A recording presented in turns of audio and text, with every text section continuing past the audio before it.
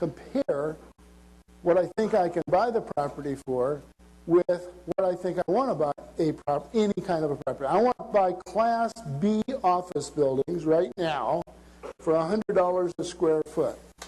Now, that may be quite unrealistic, but that's what I want to do. Okay, so if somebody's offering an office building for $300 a square foot, or if I think that they'll hold out for $300 a square foot, I'm not even interested. My rule of thumb is dollars per square foot on Class B office buildings, which is all I'm interested in buying in my little territory here. I only want to buy a Class B office building. I don't want to buy a restaurant building. I don't want to buy a warehouse, although I probably will buy the warehouse in back of us, just because it squares up the block so nicely. And I tear it down. Yeah, it's 70 years old or something.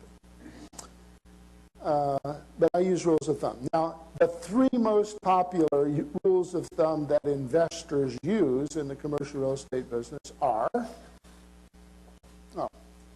gross rent multiplier, cash on cash, and cap rate. I'll talk to you about each of them in turn. Everybody know what gross rent multiplier means? Sometimes they call it GIM, gross income multiplier, and it's the gross. I know. Don't rush me. They're paying me by the hour. I got to use up some time.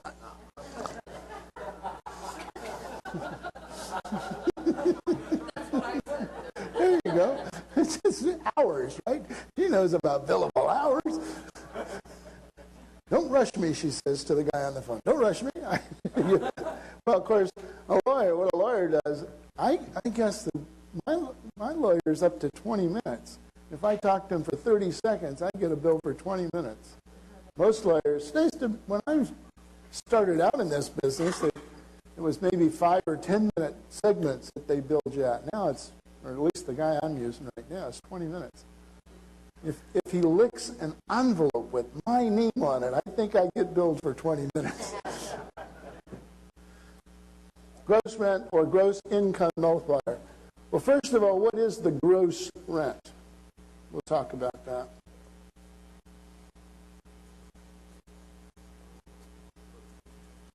Most people use the gross potential rent, or GPM. Now, gross potential rent is how much you'd get if you rented every square foot of this building 100% of the time. So let's suppose the market rent for this building we're in right now is $17. Suppose it is. $17 times 121,000 square feet. Somebody with a calculator? Because I use an asterisk for time, so you can tell that I'm computer literate. What? $2,057,000. 57,000 or 57? 2 million what? 57.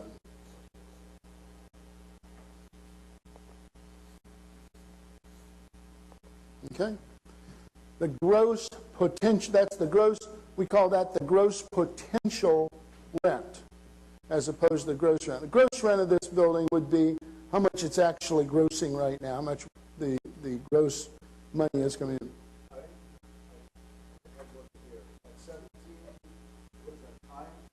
I said, suppose that I think the market rent for this building is $17 a square foot. Then the gross potential rent for if I could just get market for this building and I could rent the whole building, my gross income would be $2,057,000. I'm trying to figure out what the gross rent multiplier, I'm trying to figure out the value of the building using the gross rent multiplier. Now suppose that now listen to me, you set this number.